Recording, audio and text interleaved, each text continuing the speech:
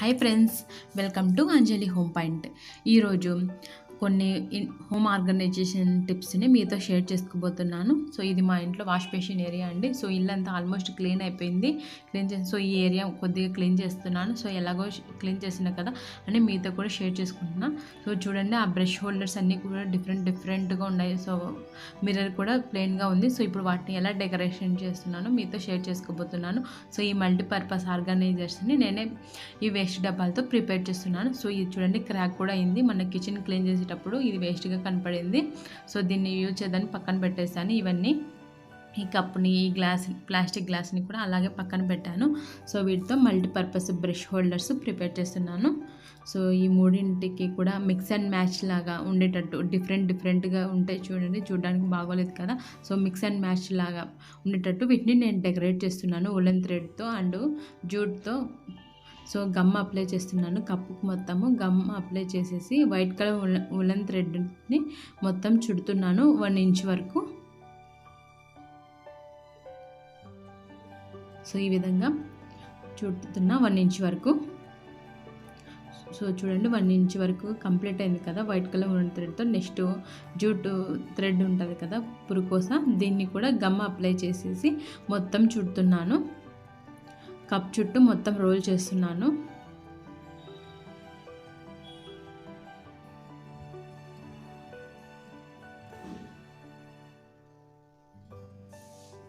So ఈ విధంగా పై వరకు అంతా కూడా జూట్తో చుట్టేయాలి. జూట్ తాడుతో పైన 1 ఇంచు, కింద 1 ఇంచు, పైన 1 ఇంచు మొత్తము వైట్ కలర్ ఉలెన్ థ్రెడ్తో చుట్టుకోవాలి. సో చూడండి, చూడడానికి కూడా చాలా డీసెంట్గా ఉంది కదా. సో ఇప్పుడు ఒక హ్యాండిల్ ఉంది కదా సైడ్కి, ఈ హ్యాండిల్ని కూడా జూట్ తాడుతో మొత్తం చుట్టేసుకోవాలి. సో చూడండి, చాలా బాగుంది కదా. సో ఇప్పుడు దీన్ని ఒక ఫ్లవర్తో డెకరేట్ చేద్దాము. సో ఈ ఫ్లవర్ చేయడానికి ఇక్కడ నేను పెన్సిల్ని యూజ్ చేస్తున్నాను, ఉలెన్ థ్రెడ్ ఫ్లవర్. సో నేను ఆల్రెడీ ఉలెన్ థ్రెడ్తో ఫ్లవర్ ఎలా చేయాలో మన ఛానల్లో పెట్టాను. సో డోర్ హ్యాంగింగ్స్ ప్రిపేర్ చేశాను, ఒకసారి చూడండి. సో ఇలా రోల్ చేయాలి పెన్సిల్కి మొత్తము ఉలెన్ థ్రెడ్ని. ఎండ్ వరకు ఏం చేయాల్సిన అవసరం లేదు, ఊరికే కొద్ది వరకు చేస్తే సరిపోతుంది.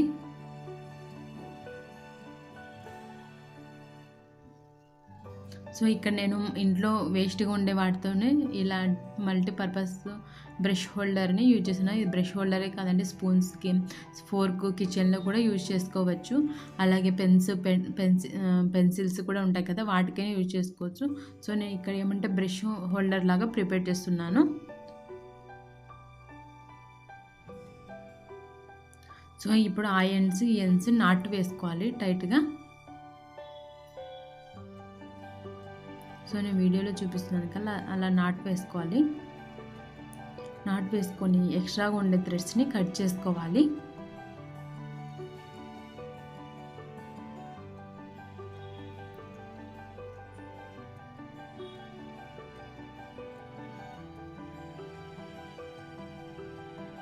ఇలా కట్ చేసుకున్న తర్వాత ఈ ఫ్లవర్ని కప్కి గమ్ యూజ్ చేసి అటాచ్ చేసుకోవాలి. ఇలా ఫ్లవర్ని అటాచ్ చేసుకున్న తర్వాత మిడిల్లో ఒక గోల్డ్ కలర్ బీడుని కూడా అటాచ్ చేశాను గమ్తోనే.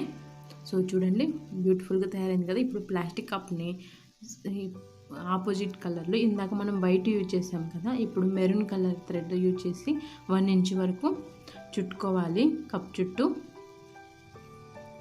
సో ఇది కూడా 1 ఇంచ్ వరకు ఇలా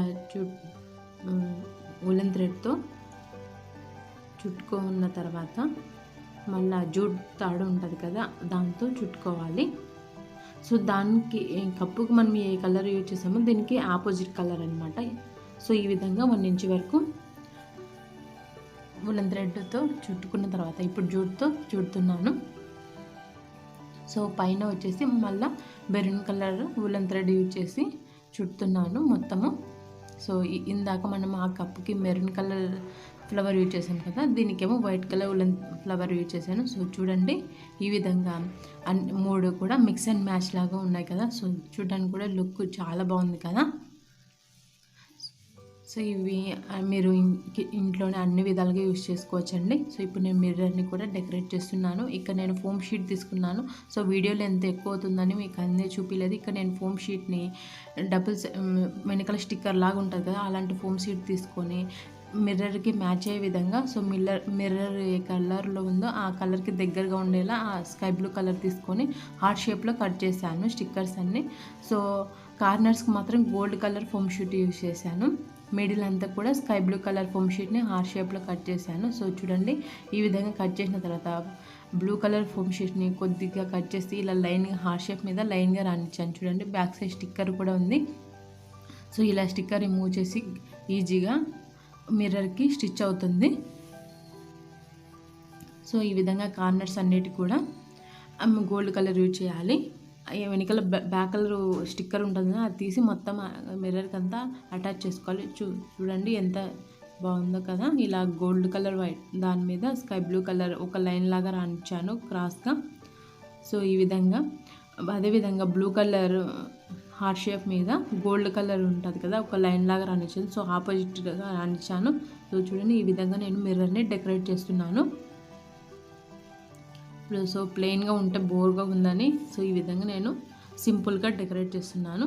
సో చూడండి ఫైనల్గా లుక్ ఎలా ఉందో. సో మిర్రర్ చూడండి.